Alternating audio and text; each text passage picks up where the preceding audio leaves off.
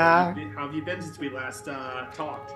Good, very good. It's great to have the people watching the film and discover the film. It's we're getting so great reactions. I'm feeling pretty good. Yeah, thank you so much.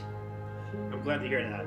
Last time you and I spoke, we had a lovely sit-down chat where we went into the film in great detail. I'm going to do my best to do a greatest hits here with you over Fantastic. that. I loved what you said regarding how your work on the impossible really helped prime you for tackling Society of the Snow. Mm-hmm. Can you tell me a bit about how the two projects are similar, but also how you were able to perfect what you had previously done on that last film?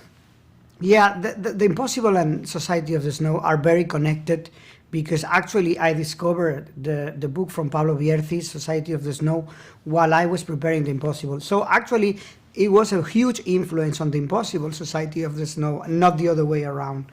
The book gave me a very good insight on the inner life of the characters going through a situation of like that one. And I think that all the time that has passed since then, I mean, I've done more films. I feel more prepared. Hopefully I have learned something in the process, And I'm kind of grateful that it took me that long to do this film because I felt a lot more prepared now. I think, like a general idea, I think Society of the Snow feels a little bit more complex than The Impossible. The Impossible is the story about the disaster of the tsunami in Thailand, of course, but this relationship between a mother and her son. And it's this story of the son doing what the mother is asking for. But there's something very interesting in this one. You have one lead character in the center, the narrator, that he's doing the right thing, but it's not enough. Which is something very interesting in these kinds of stories, because in these kind of stories, they always tell you the one that does the best will get the reward at the end. But this is not the case. So it's a lot more complex in that sense. Actually, to me, this film, it's a journey of self-discovery. He needs to understand his real nature. He needs to accept his shadows and be able to face them and to be like that, which is in that sense a lot more complex than The Impossible. In that sense, I'm very proud of The Impossible, but I think the story here takes one step forward, and in comparison to that film. Yeah, and I think too, just as on a technical level, your work here is extraordinary. I remember telling you when I saw you at AFI Fest that I think you captured single-handedly the most terrifying plane crash I've ever seen depicted on camera. Can you tell me a little bit about what goes into creating something like that? Because clearly you can't have a real airplane crashing through the air into a mountain. So what exactly goes into that, just on a logistical level of trying to plan all that? It's finding the truth of the moment. I sat down with the survivors. It's very interesting that they all have very different memories of the same fact. So I had to somehow find out what really happened, And there are like two sections.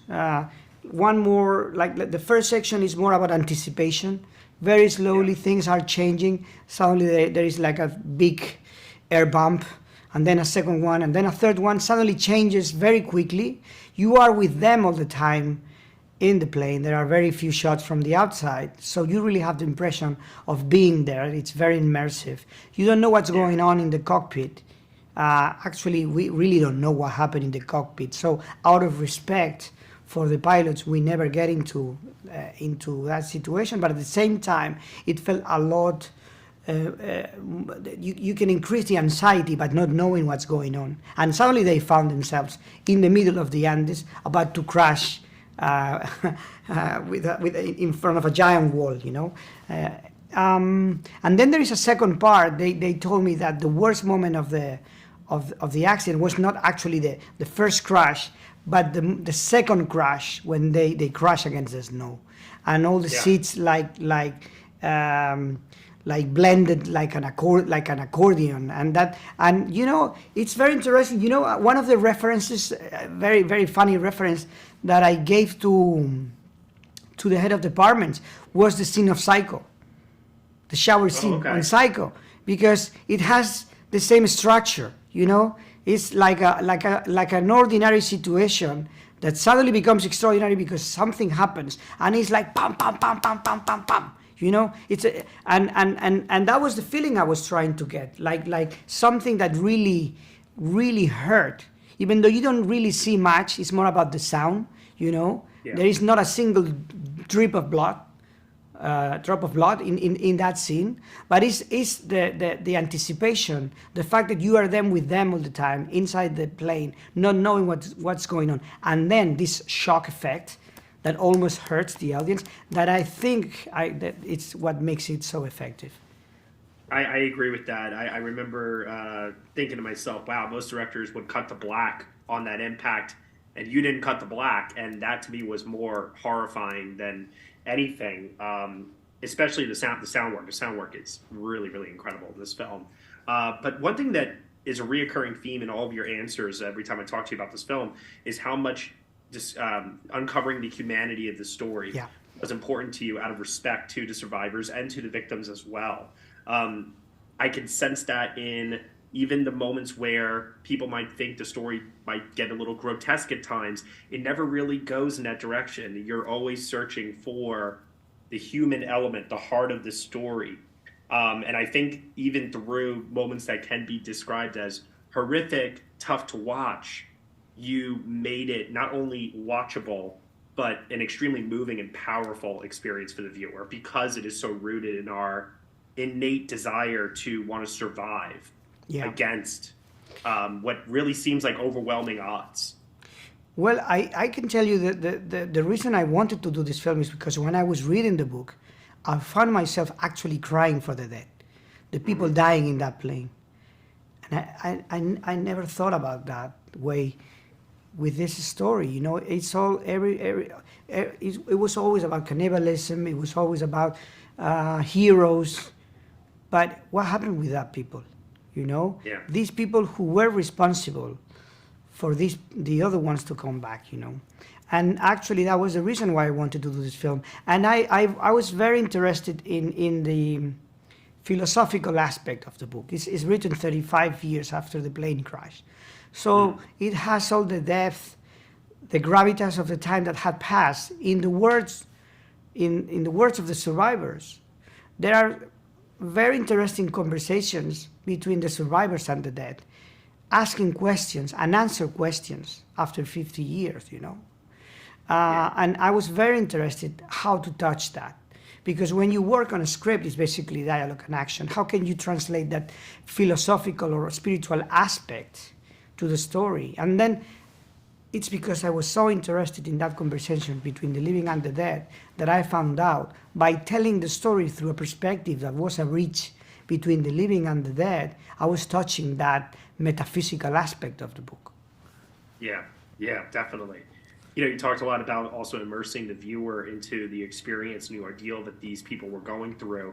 I've very rarely, maybe one other time in something like The Revenant, have I ever felt cold this much, the way it's captured on camera in this movie. Now, I know that you guys shot on location.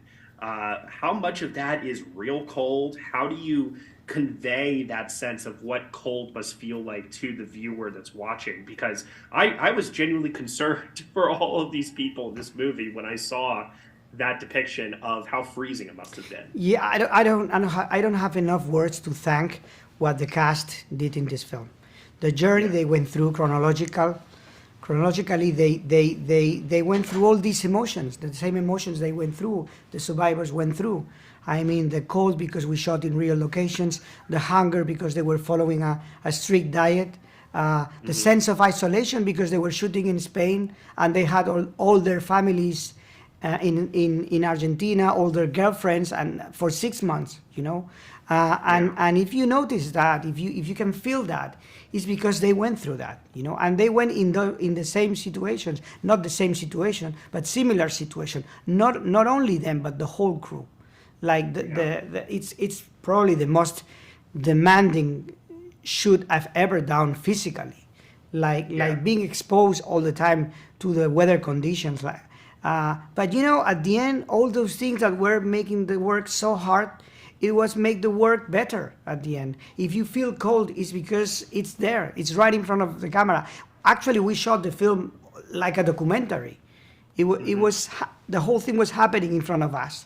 The actors were going through all that in front of us, and I gave them the freedom. I gave them first all the information. They established a connection with the survivors, with the families of the deceased. We explored for 2 months doing rehearsals, and then we let the things happen in front of camera, and we shot it almost as a documentary.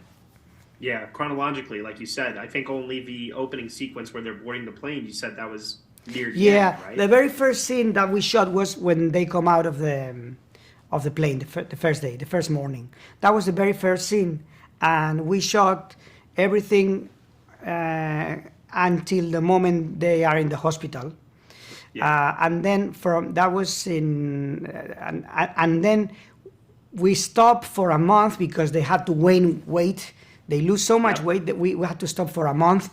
And then we shot the very beginning in Uruguay, the first scenes in Uruguay until they get the plane, and at the very end we shot the plane crash, which actually was very good because they spent so much time together by that time that you can notice the chemistry, the friendship in all those scenes, because they were shooting for 120 days, so they it's a long time, so the friendship in front of camera was real.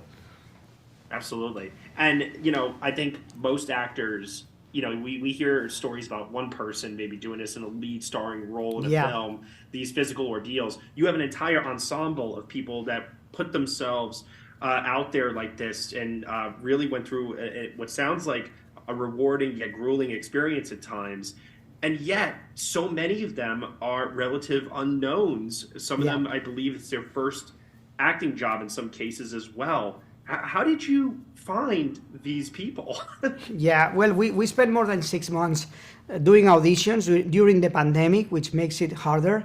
But it was, it was so hard, but so rewarding. We found ourselves so moved every day on set. We had the luxury of telling this story, tell it chronologically, going through a shoot that I was allowing the actors to explore, to try things, to commit mistakes, and to be in contact with the people who live the situation.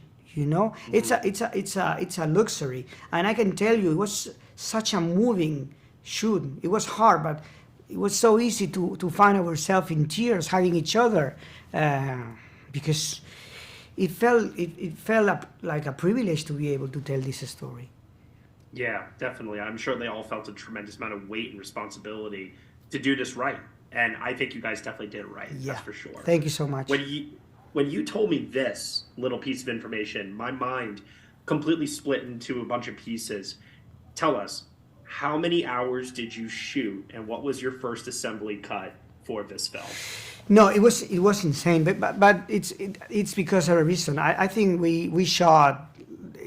Normally you shot like 50 hours for a film, and we shot like more than 500 hours, But because we shot, it's insane, especially for the editors. The editors are the heroes, are the heroes of this film, I can tell you. But first, we had the luxury of telling a tale at the same time we were exploring.